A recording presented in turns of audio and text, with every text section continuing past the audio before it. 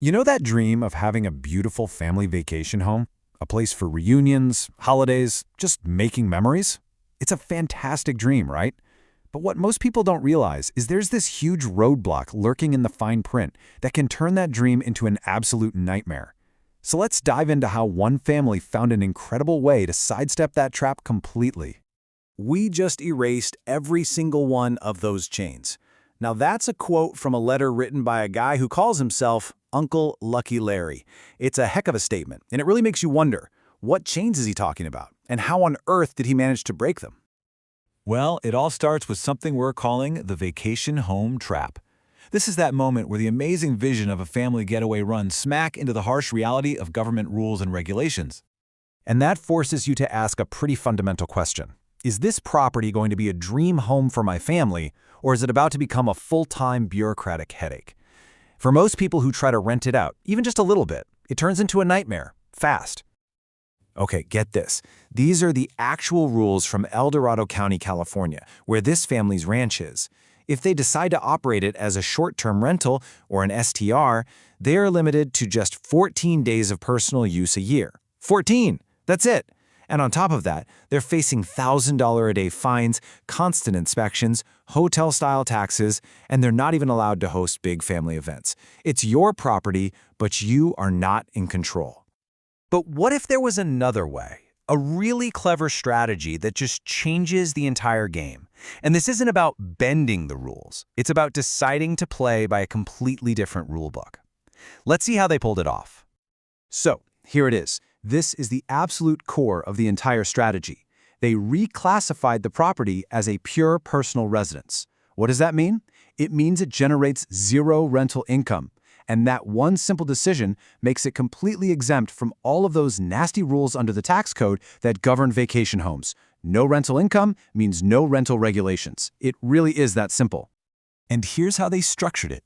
They formed a limited partnership, or an LP, to own the property. You've got the general partner, think of them as the manager, who covers all the operating costs like taxes and upkeep. Then you have the limited partners, who are basically just passive investors contributing to the initial purchase. The result? Everybody gets to use the property whenever they want, totally hands-off. And this whole setup forces a really fascinating choice. So this brings us to the big question you have to ask yourself. It's a classic trade-off. Do you want cash flow from your property, or do you want total, absolute, unrestricted freedom? Let's just compare these two paths side by side. The old way, the rental model, yeah, it makes you money, in this case, about $185,000 a year, but it ties you up in all that red tape. The new way, the legacy model, you give up that cash, but in exchange, you get something totally different. Unlimited personal use, zero government headaches, and a whole new kind of value that's measured in experiences, not dollars. And just look at this difference. It's insane. Under the rental model, with 3 partners, each one gets a measly 5 days of use per year. 5 days! But with the legacy model, that jumps to 119 days each. The difference isn't just big, it's totally life-changing. It's the difference between a property you visit and a property that's truly yours. This table really breaks it all down. You can see the trade-offs crystal clear. You're swapping about $185,000 in cash for unlimited use. You're trading high regulatory hassle for zero. And you're changing the entire goal from just making a profit to building something much bigger, a legacy and a lifestyle. Okay, but here is where this strategy goes from smart to absolutely brilliant. By giving up that cash income, they unlocked something maybe even more valuable, a tax-free global travel engine.